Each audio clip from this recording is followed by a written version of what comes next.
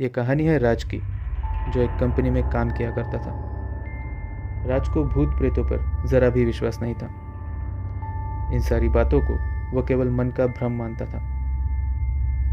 एक दिन कंपनी में काम ज़्यादा होने के कारण उसे काफ़ी देर हो गई।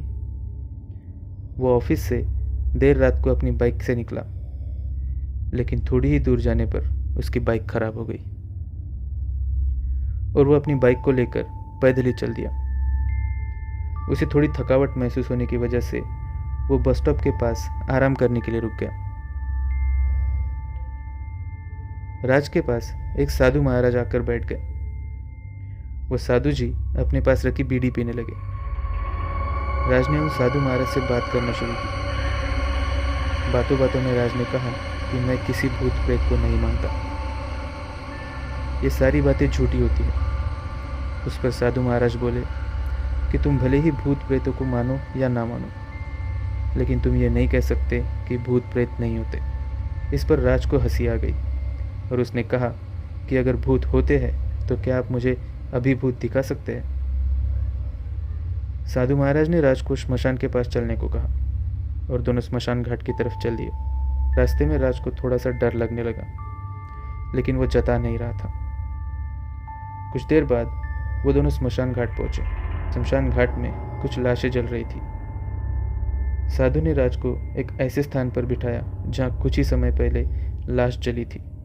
साधु जी ने जमीन में एक लोहे की कील गाड़ दिया, उसमें एक सफ़ेद धागा बांध दिया और उस धागे का अंतिम छोर राज के हाथ में पकड़ा दिया। फिर साधु जी ने कुछ बतासों को 4 जगह पर रख दिया। उसके बाद साधु जी ने राज को सावधान किया कि अभी कुछ आत्माएं इसको खाने आएंगी। जब तक वह उसको खाकर चले न जाए तब तक तुम अपने हाथ के धागे को मत छोड़ना। यदि तुमने ऐसा किया तो तुम्हें नुकसान हो सकता है। फिर साधु जी ने कुछ मंत्र पढ़ना शुरू कर दिया। अब राज को हद से ज़्यादा डर लग रहा था। उसकी सांसें तेज हो रही थी, हाथ पैर कांप रहे थे।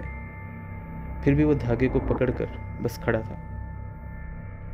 कुछ मंत्र पढ़ने के बाद साधु जी ने राज को आंखें बंद करने को कहा और थोड़ी ही देर में आंखें खोलने को कहा। जब राज ने आंखें खोली तो उसे अपनी आंखों पर विश्वास नहीं हो रहा था। वहाँ वाकई में 4 आत्माएं थी जो बताशे खा रही थी। लेकिन जब राज ने देखा कि उसके पड़ोस में रहने वाले व्यक्ति की आत्मा भी वही है जो कि कुछ दिन पहले ही मर गए थे, तो राज के हाथ से डर के मारे धागा छूट गया। साधु महाराज भी कहीं गायब हो गए थे। राज तेजी से स्मशान घाट से अपने घर की तरफ भागने लगा। राज को पीछे से कोई नाम लेकर बुला रहा था। कई अजीब तरह की आवाज़ें भी आ रही थी, लेकिन राज ने मुड़कर नहीं देखा। घर पहुंचकर उसने यह सारा वाकया अपने माता पिता को बताया और फिर अपने कमरे में सो गया। अगले दिन राज की आँख खुली तो वो उसी स्मशान घाट में था।